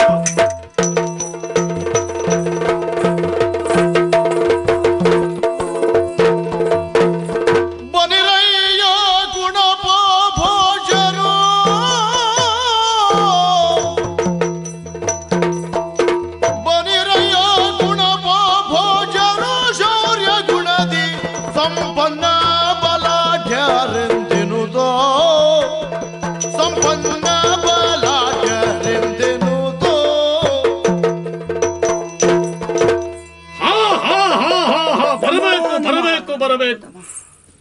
ಮನೆಗೆ ಬಂದವರನ್ನ ಗೌರವಿಸಬೇಕಾದದ್ದು ಮನೆಯ ಯಜಮಾನನ ಕರ್ತವ್ಯ, ಹೊಣೆಗಾರಿಕೆ. ಆ ವಿಚಾರದಲ್ಲಿ ನಿಮ್ಮನ್ನ ಸತ್ಕರಿಸುತ್ತಾ ಇದ್ದೇನೆ. ನಿಮಗೆ ಯೋಗ್ಯವಾದಂತಹ ಆಸನಗಳೆಲ್ಲವೂ ಅಲ್ಲಿಯೇ ಸಿದ್ಧವಾಗಿದೆ, ಸ್ವೀಕರಿಸಿದ್ದೇವೆ. ಕುಳಿತುಕೊಳ್ಳಿ. ಆದೀತಂತೆ. ಮಾರ್ಗಾಯಾಸ ಅನ್ನೋದು ಯಾರನ್ನು ಬಿಟ್ಟದ್ದಲ್ಲ. ಅದರ ಪರಿಹಾರ್ಜನೆಗೆ ಏನಾದರೂ ಬೇಕು ಅಂತ ಅನ್ನಿಸಿದ್ರೆ ದಾಕ್ಷಣ್ಯ ಮಾಡಿಕೊಳ್ಳದೆ ಕೇಳಬಹುದು. ಆದೀತು, ಸದ್ಯಕ್ಕೇನು ಬೇಡ, ಬೇಕಾದ್ರೆ ಕೇಳಿ ಪಡೆಯುತ್ತೇವೆ. ಉಪಚಾರದಲ್ಲಿ ಕುಂದಾಗ್ಲಿಲ್ವಲ್ಲ. ಆದರೆ ಏನು ನಿಮ್ಮನ್ನ ನೋಡಿದಾಗ ಆಶ್ಚರ್ಯ ಅನ್ನಿಸ್ತಾ ಇದೆಯಲ್ಲ ನನಗೆ. ಯಾಕೆ? ಶಿರವಿಲ್ಲ, ಶಿರವಿದ ತನುವಿಲ್ಲ.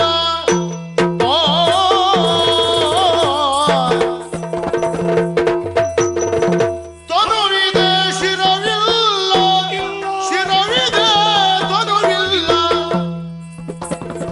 ತನುವಿದೆ ಶಿರವಿಲ್ಲ, ಶಿರವಿದೆ ತನುವಿಲ್ಲ. ಘನ ಮಹಿಮಗೆ ಭಂಗವನು, ಘನ ಮಹಿಮಗೆ ಭಂಗವನು.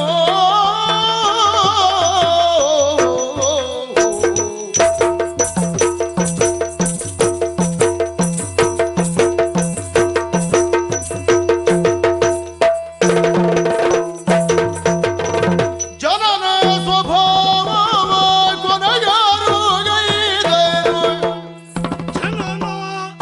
ಸ್ವಭಾವ ಕೊನೆಗಾರು ಗೈದರು. ತನಗೆ ನೀವು ಸೀರೆನಲು, ತನಗೆ ನೀವು ಉಸಿರೆನಲು.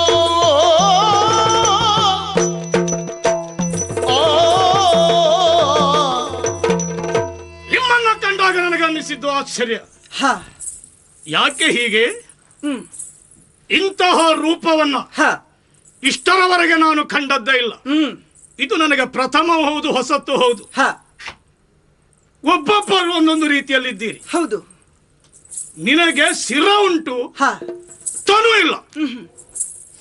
ಇವನಿಗೆ ತನು ಉಂಟು, ಶಿರ ಇಲ್ಲ. ಇದು ಆಶ್ಚರ್ಯ. ಯಾಕೆ ಹೀಗಾಗಿರಬಹುದು? ಕೆಲವು ಮಕ್ಕಳು ಹುಟ್ಟುವಾಗಲೇ ಊನಂಗರಾಗಿ ಹುಟ್ಟುತ್ತಾರಂತೆ. ಹುಟ್ಟುವಾಗ ಬಹುತೇಕ ಹಾಗೆ ಇದ್ದರೂ ಇರಬಹುದೇ? ನಿಮ್ಮ ಜನ್ಮವಾಗುತ್ತಲೇ ಈ ರೀತಿಯಾಗಿ ನೀವು ಹುಟ್ಟಿಕೊಂಡಿರಬಹುದೇ? ಅಲ್ಲ, ಹುಟ್ಟಿದ ಮೇಲೇನಾದರೂ ಯಾರಾದರೂ ದುಷ್ಟರಿಂದ ನೀವು ಈ ಸ್ಥಿತಿಗೆ ಬಂದು ಮುಟ್ಟಿರಬಹುದೇ ಎನ್ನುವುದನ್ನು ತಿಳಿಯಬೇಕೆನ್ನುವಂತಹ ಉದ್ದೇಶ ನನ್ನದ್ದು. ಯಾಕೆ ಹೀಗಾಯಿತು? ಯಾರಿಂದ ಹೀಗಾಯಿತು ಹೇಳಿ ಹೇಳಿ. ಕ್ಷೀರಾಬ್ಧಿಯ ಮಥನದಿ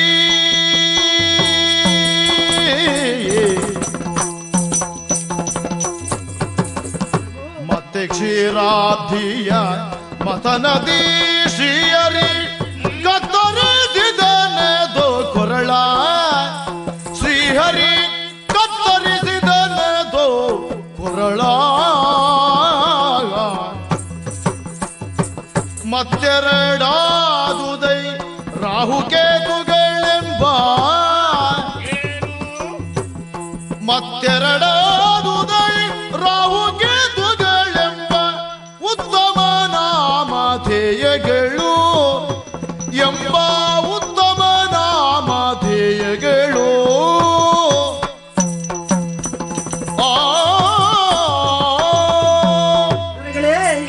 ನಾವಾಡುತ್ತಿರುವಂತಹ ಮಾತನ್ನು ಪ್ರೀತಿಯಿಂದ ಲಾಲಿಸಬೇಕು. ಏನದು? ನಮ್ಮ ಪಾಲಿಗೆ ಈ ಪರಿಸ್ಥಿತಿ ಬರುವುದಕ್ಕೆ ಕಾರಣ ಬಲವಾದದ್ದೇ ಉಂಟು. ಏನಂತದ್ದು? ನೀವು ಎಣಿಸಿದ ಹಾಗೆ ಹುಟ್ಟುವಾಗ ನಾವು ಹೀಗಿದ್ದವರಲ್ಲ. ಓ, ಹುಟ್ಟುವಾಗ ಅಲ್ಲ, ಅಲ್ಲ ಹುಟ್ಟಿದ ಮೇಲೆ ಅಂತ ಆಯಿತು. ಹೌದು. ಯಾಕಾಯ್ತು? ಯಾರಿಂದ ಆಯಿತು? ಹೀಗಾಗುವುದಕ್ಕೆ ಕಾರಣ ಸಮುದ್ರ ಮಥನ ಕಾಲದಲ್ಲಿ ಆ ಶ್ರೀಹರಿಯಿಂದ ನಮ್ಮ ಪಾಲಿಗೆ ಈ ಸ್ಥಿತಿಯಾಯಿತು. ಯಾರಿಂದ ಆಯಿತು? ಆ ಶ್ರೀಹರಿಯಿಂದ. ಯಾವ ಕಾಲದಲ್ಲಿ? ಸಮುದ್ರ ಮಥನ ಕಾಲದಲ್ಲಿ.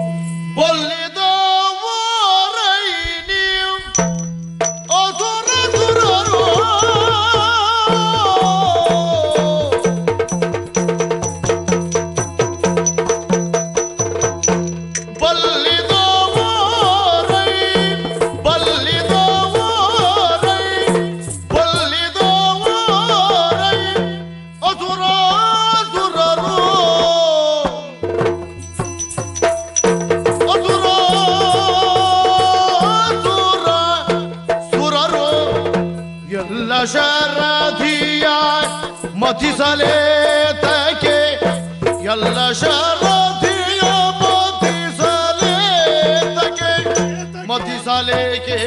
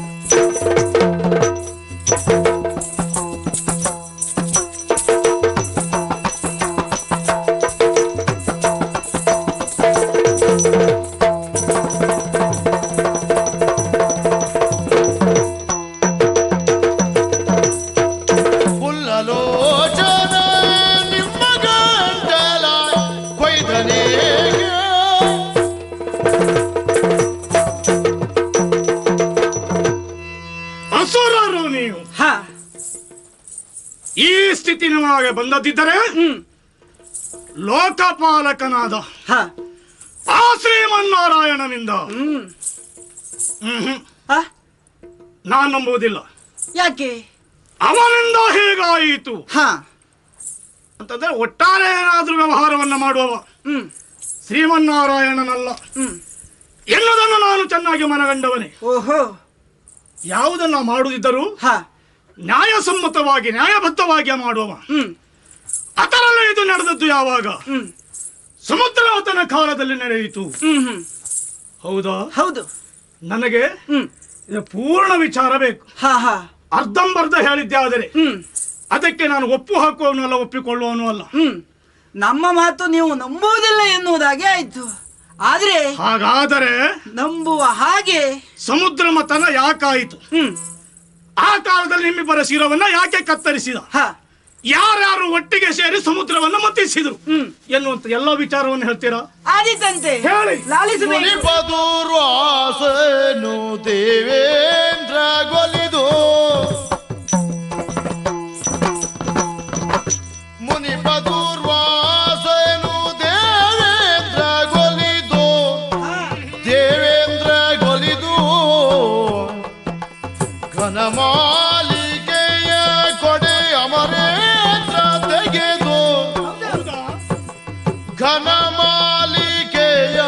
ಕೊಡೆ ಅಮರೇಂದ್ರ ತೆಗೆದು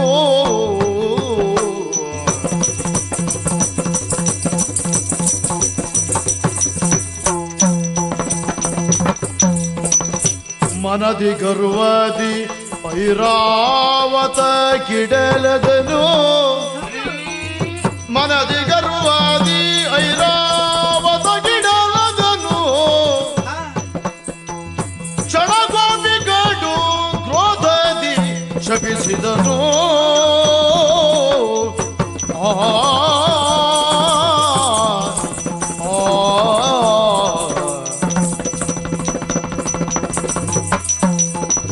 ಮುರಿಪದೂರಾದನು ದೇವೇಂದ್ರ ಗೊಲಿದು ಘನಮಾಲಿಕೆಯ ಕೊಡೆ ಅಮರೇಂದ್ರ ತೆಗೆದು ಹಾಗಾದ್ರೆ ನಮ್ಮ ಸಂಪೂರ್ಣವಾಗಿರುವಂತಹ ಎಲ್ಲಾ ವಿಚಾರವನ್ನು ನಿಮಗೆ ಹೇಳ್ತೇವೆ. ಈ ಹಿಂದೆ ಒಂದು ದೊಡ್ಡ ಘಟನೆ ನಡೆದು ಹೋಗಿತ್ತು. ಅದು ಸಮುದ್ರ ಮತನಲ್ಲ. ಹೌದು. ಅದಾದದ್ದು ಹೇಗೆ, ಹೇಗಾಯಿತು, ಯಾಕಾಯಿತು, ಯಾರಿಂದ ಆಯಿತು? ಮುನಿಪನಾಗಿರುವಂತಹ ದೂರ್ವಾಸರು ಸಂತೋಷದಿಂದ ಅಮರಾವತಿಗೆ ಬಂದರು. ಆ ಸಂದರ್ಭದಲ್ಲಿ ದೇವೇಂದ್ರ ಐರಾವತವನ್ನು ಏರಿ ಕುಳಿತಿದ್ದ. ಅಂತ ಸಂದರ್ಭದಲ್ಲಿ ದೇವೇಂದ್ರನಿಗೆ ತನ್ನಲ್ಲಿರುವಂತಹ ಮಂದಾರ ಮಾಲಿಕೆಯನ್ನು ಕೊಟ್ರು ದೂರ್ವಾಸರು. ಹೌದು. ಅದನ್ನು ಆತ ಸ್ವೀಕರಿಸಬೇಕಿತ್ತು. ಅದನ್ನು ಬಿಟ್ಟು ಆನೆಗೆ ಕೊಟ್ಟಿದ್ದ. ಆನೆಯ ಕುಂಭಸ್ಥಾನದಲ್ಲಿ ಇಟ್ಟ. ಹೌದು. ಅಂತಹ ಸಂದರ್ಭದಲ್ಲಿ ಮುನಿಪರಿಗೆ ಸಿಟ್ಟು ಬಂತು. ಆ ಆನೆ ಅದನ್ನ ಇಟ್ಕೊಳ್ಳಿಕ್ಕೆ ಸಾಧ್ಯ ಇಲ್ಲ. ಅದಕ್ಕೆ ಏನು ಗೊತ್ತಾದೀತು ಅಲ್ವೇ? ಅದನ್ನ ಕೆಳಕ್ಕೆ ಹಾಕಿರ್ಬೇಕು. ಅದ್ರ ಯೋಗ್ಯತೆ ಅದಕ್ಕೂ ಗೊತ್ತಿಲ್ಲ. ಕಾಲನ್ನ ಮೆಟ್ಟಿ ಪುಡಿ ಮಾಡಿರ್ಬೇಕು. ಹೌದೌದು. ಅದನ್ನ ಕಂಡು ಅವ್ರಿಗೆ ಸಿಟ್ಟು ಬಂದಿರ್ಬೇಕು. ಸಿಟ್ಟು ಬಂತು. ಬರುವುದೇ ಬಂದು ಶಾಪವನ್ನೇ ಕೊಟ್ಟು ಬಿಟ್ರು. ಏನು? ದೇವಲೋಕದಲ್ಲಿರುವಂತಹ ಎಲ್ಲ ಸುವಸ್ತುಗಳು ಶರದಿ ಪಾಲಾಗಲಿ ಎನ್ನುವುದಾಗಿ, ನೀರು ಪಾಲಾಗಿ ಹೋಗಲಿ. ಹೌದು. ಆವಾಗ ದೇವೇಂದ್ರ ಚಿಂತಿಸುತ್ತಾ ನೇರವಾಗಿ ವೈಕುಂಠಕ್ಕೆ ಹೋದ. ವೈಕುಂಠಕ್ಕೆ ಹೋಗಿ ಆ ಮಹಾವಿಷ್ಣುವಿನಲ್ಲಿ ಕೇಳಿದ. ನಡೆದಂತ ಎಲ್ಲ ವಿಚಾರವನ್ನು ಆತನಲ್ಲಿ ಹೇಳಿದ. ಆವಾಗ ಆ ಮಹಾವಿಷ್ಣುವೇ ಒಂದು ನಿರ್ಣಯವನ್ನು ತೆಗೆದುಕೊಂಡು ದಾರಿ ತೋರಿಸಿದನು. ಹೌದೌದು. ಯಾವ ರೀತಿಯಲ್ಲಿ ದೇವತೆಗಳು ಹಾಗೂ ದಾನವರು ಒಟ್ಟಾಗಿ ಶರದಿಯನ್ನು ಮತಿಸಿದ್ದೇ ಹೌದಂತಾದ್ರೆ ಎಲ್ಲ ಸುವಸ್ತುಗಳು ಮರಳಿ ನಿನ್ನ ಪಾಲಿಗೆ ಸಿಗುತ್ತದೆ ಎನ್ನುವುದಾಗಿ ಹೇಳಿದ. ದಾನವರಾದ ನೀವು ಒಪ್ಪಿದಿರಾ? ಒಪ್ಪಿಬೇಕಾಯಿತು. ಯಾಕೆ? ನಿಮ್ಮೆಲ್ಲವರನ್ನು ಆಳಬಹುದಾದಂತ ದೊರೆಯಾದಂತ ಬಲಿಚಕ್ರವರ್ತಿಯನ್ನೇ ಹೋಗಿ ಕೇಳಿಕೊಂಡ. ಹೌದೌದು. ಆವಾಗ ಅವರು ಒಪ್ಪಿದ್ರು. ನೀತಿ ಹೇಗೆ? ಅದರಲ್ಲಿ ಬಂದಿರುವಂತಹ ಅರ್ಧ ಪಾಲು ನಮಗೆ. ಯಾವ ಸುವಸ್ತುವೇ ಬಂದರೂ ಅದರಲ್ಲಿ ಸರಿ ಭಾಗ. ಹೌದೌದು. ಸಮಾನ ಹಕ್ಕುಂಟು ಅಂತ ಅಲ್ವೇ? ಹಾಗೆ ಮೊದಲು ಎಲ್ಲ ಸುವಸ್ತುಗಳು ಬಂದು ಕೊನೆಗೆ ದೊರೆತದ್ದು ಅಮೃತ. ಬಂದದ್ದೆಲ್ಲ ಅಲ್ಲಿಗೆ ಹೋಗ್ಲಿ ಇಲ್ಲಿಗೆ ಹೋಗ್ಲಿ. ಹೌದೌದು. ಆ ದೇವೇಂದ್ರ ಹಾಗೆ ಹೇಳುತ್ತಿದ್ದ. ಕೊನೆಗೆ ಬಂದದ್ದು ಅಮೃತ. ಅದು ನಮಗೆ ಬೇಕು ಎನ್ನುವುದಾಗಿ ನಾವು ಹಠ ಹಿಡಿದಾಗ ಅವರು ಹಠ ಹಿಡಿಯುವುದಕ್ಕೆ ಪ್ರಾರಂಭಿಸಿದ್ರು. ಆವಾಗ ನಮ್ಮಲ್ಲಿಯೇ ಜಗಳ ಪ್ರಾರಂಭವಾಯಿತು. ಅಂತಹ ಸಂದರ್ಭದಲ್ಲಿ ಒಬ್ಬಳು ಹೆಣ್ಣಲ್ಲಿಗೆ ಬಂದ್ಲು. ಮೋಹಿನಿ ಎನ್ನುವುದಾಗಿ ಅವಳ ಹೆಸರಾಗಿತ್ತು. ನಾವು ಅವಳನ್ನು ಹೆಣ್ಣಂತಲೇ ತಿಳಿದುಕೊಂಡಿದ್ದು. ಸಮುದ್ರ ಮತನ ಕತೆ ಬಹಳ ಉದ್ದ ಉಂಟು. ಹೌದೌದೌದೌದು. ಅವಳು ಬಂದು ನಮ್ಮಲ್ಲಿ ಹೇಳಿದಂತಹ ಮಾತೇನು, ನೀವು ಸಾಲಾಗಿ ಕುಳಿತುಕೊಳ್ಬೇಕು, 2 ಸಾಲುಗಳಾಗಿ ನಾನು ನಿಮಗೆ ಬಡಿಸುತ್ತೇನೆ ಎನ್ನುವುದಾಗಿ ಹೇಳಿದ್ಲು. ಆ ಹೆಂಗಸನ್ನು ನಾವು ನಂಬಿದ್ದೇವೆ. ಅವಳು ಹೆಣ್ಣಲ್ವಾ ಅಂತ ತಿಳಿದದ್ದು. ಅದರಲ್ಲಿಯೂ ನೀನು ಹೇಳಿದ ಹಾಗೆ ಹೆಣ್ಣಾದ್ದರಿಂದಲೇ ನಾವು ನಂಬಿದ್ದು. ಹಾಗೆಯೇ 2 ಪಂಕ್ತಿಯಲ್ಲಿ ನಾವು ಕುಳಿತಿದ್ದೇವೆ. ಅಂತ ಸಂದರ್ಭದಲ್ಲಿ ಆ ಹೆಣ್ಣು ಮೊದಲಾಗಿ ದೇವತೆಗೆ ಅಮೃತವನ್ನು ಬಡಿಸುತ್ತಾ ಇದ್ಲು. ಇದರಲ್ಲಿ ಏನೋ ಮೋಸ ಇರಬೇಕು ಎನ್ನುವುದಾಗಿ ಸ್ವರ್ಭಾನು ಎನ್ನುವಂತಹ ದೈತ್ಯ ನಾನೇ ದೇವತೆಗಳ ಸಾಲಿನಲ್ಲಿ ಹೋಗಿ ಕುಳಿತುಕೊಂಡೆ ಅಮೃತಕ್ಕಾಗಿ. ಹೌದು. ಅಂತ ಸಂದರ್ಭದಲ್ಲಿ ಅಶರೀರವಾಣಿ ಆಯಿತು. ಯಾರಿಂದ? ಸೂರ್ಯಚಂದ್ರರಿಂದ. ಅವರು ನೋಡಿ ಬೊಬ್ಬೆ ಹಾಕಿದ್ರು. ಹೌದು. ಸ್ವರ್ಭಾನು ಎನ್ನುವಂತಹ ದೈತ್ಯ ಅಮೃತವನ್ನು ಕುಡಿಯುತ್ತಾ ಇದ್ದಾನೆ. ಹೌದು. ಆ ಹೆಣ್ಣೇನು ಮಾಡಿತು, ಬಡಿಸುತ್ತಿರುವಂತಹ ಸವಟಿನಲ್ಲಿ ನನ್ನ ಕತ್ತನ್ನೇ ಕಡಿದು ಬಿಟ್ಲು. ಆಮೇಲೆ ಗೊತ್ತಾಯಿತು ಅವಳು ಹೆಣ್ಣಲ್ಲ, ಅವನೇ ಮಹಾವಿಷ್ಣು ಎನ್ನುವುದಾಗಿ. ನಮ್ಮ ಪಾಲಿಗೆ ಈ ರೀತಿಯಾಗಿದೆ. ಒಂದಿದ್ದ ದೇಹ ಎರಡಾದದ್ದಾಗಿದ್ರೆ ಹೌದೌದು. ಈ 2 ದೇಹ ಅಲ್ಲ, ಈ ತಲೆಯೇ ಬೇರೆ ಮುಂಡವೇ ಬೇರೆ ಆದದ್ದು. ಆಮೇಲೆ ಮೊದಲು ಒಂದೇ ಆಗಿತ್ತು. ಹೌದೌದು. ಹಾಗಾದರೆ ನಿಮಗೆ ಅನ್ಯಾಯ ಆದದ್ದು ಹರಿಯಿಂದ. ಇಲ್ಲಿ ಯಾಕೆ ಬಂದ್ರಿ? ಇಲ್ಲಿಗೆ ನಮಗೆ ನ್ಯಾಯ ದೊರಕಿಸಿಕೊಡಬೇಕು. ನ್ಯಾಯ ಕೇಳೋದಕ್ಕೆ ಬಂದ್ರಿ.